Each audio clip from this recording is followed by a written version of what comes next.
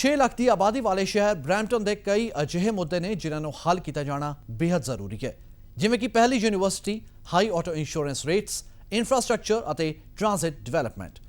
Brampton mayor Linda Jeffrey ਨੇ ਅਜਿਹੇ ਕੁਝ ਮੁੱਦਿਆਂ ਸੰਬੰਧੀ ਸਾਡੇ ਸਹਿਯੋਗੀ ਜਸਲੀਨ ਕਾਲਰਾ ਨਾਲ ਖਾਸ ਗੱਲਬਾਤ ਕੀਤੀ। ਕੀ ਕੁਝ ਦੱਸਿਆ ਉਹਨਾਂ ਨੇ ਇਸ ਬਾਬਤ, ਆਓ ਜਾਣਦੇ ਹਾਂ। Joining here with me, the Mayor of Brampton, Linda Jeffrey. Hi Mayor, welcome to PDC and we are very delighted to have you on our show. I'm delighted to welcome you to my office. Thank you. Beginning with the university coming up in Brampton, we all know that Ryerson University of Toronto is partnering. Can you tell us what will be the further procedure for the same? So the university has applied. There's one applicant. It's Ryerson in cooperation with Sheridan College. And the province is now evaluating their proposal. They're going to make a decision later this year as to who that partner will be. There are a number of processes that have to take place, depending on, so the province will make the determination as to who the partner is, and then the partner will decide where they go. So where they decide to go in Brampton, and many people are speculating whether it's in our downtown or other places in Brampton.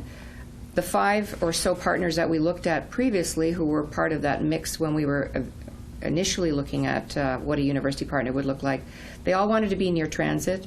They wanted to be near recreation centers and libraries. So depending on where the partner decides to go, if they decide to go in an existing building, they can get up and running much more quickly, but it'll be after 2018, so maybe 2020, 21, if they decide to build, or whether they decide to repurpose an existing building, because some people believe they'll be in our downtown, but they could be anywhere in the city. Our partner will make that determination, and certainly the province has given us some money towards the university. Right now they're saying it's $180 million between us and Milton.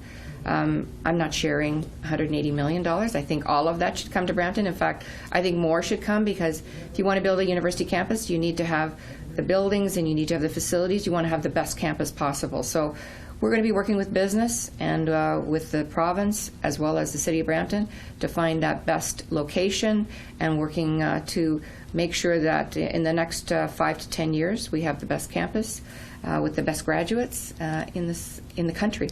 And I think Brampton was only the one of the largest city in Canada which was without the university. It was unfortunately a thing that I spoke about in many of my speeches. We were one of the top 10 cities in Canada that had no university. And now we have one of the top 10 universities wanting to come to Brampton and set up shop and do something really innovative and bold, and something I talked about during the election. And I heard from many, many residents, we need a university, we need a university. So for me, it was part of my mandate. It was something that was extremely important for me to deliver, and we're at that point where we have a very serious contender, and they bring the cool factor. I mean, one of the things I worry about as a mayor is, how do I attract young people? How do I retain young people?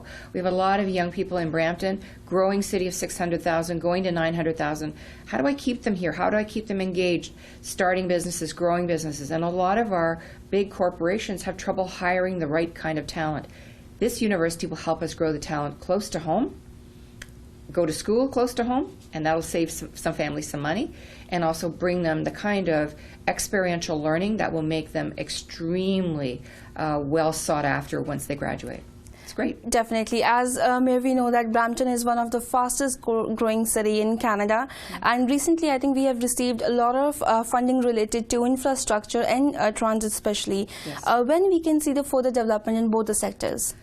You're going to see probably, and you have seen some of those investments. We've seen hundreds of millions in the last 2 years because of the positive working relationship we've worked out with the province and the federal government. But most recently, Minister Navdeep Bains was here talking about the infrastructure investment.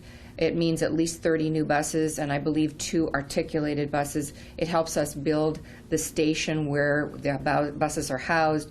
It helps us get ahead of the growth that we see. We want our residents to use transit as much as possible. We know it's an affordability issue for students, for seniors, for newcomers. Can't always afford a car, and we have some of the highest car insurance in Canada. So it's something that I work on to try and make sure you have choices and options, and having a federal partner at the table is extremely helpful. And I look forward to their federal budget that's coming out this week, and Yes. certainly I've talked to our provincial Minister of Finance, Charles Sousa, about the needs that a growing city needs, and we need a strong partner at the province to help us grow and build a better Brampton someday in the future. Yes. Another issue in the Peel region is keeping religious practice out of school. What's your stand on it? Well, recently the school board, I guess, publicized a standing practice and made it more formal in their regulations. And really what they've been doing is they've been accommodating people who want to pray, or not even just that. They accommodate food choices and other choices within the school. This is an Ontario Human Rights Code issue, and what I was seeing from some members of the community was a lot of fear-mongering, a lot of really hateful language around parts of my community. I'm the mayor of all of Brampton, and I represent 600,000 people. And what I saw disturbed me. It's not the Brampton I know. And I felt an obligation to speak up and say and bring some facts to the conversation, some balance. If you're a Jehovah's Witness in our school system, you can get up and leave when the national anthem is being spoken. If you're a Sikh, you can wear your turban, you can wear your kapan. If you're a Christian, you can wear your cross in class. And certainly if you're a Muslim, you can pray for 20 minutes on a Friday afternoon in another classroom where a volunteer is watching you.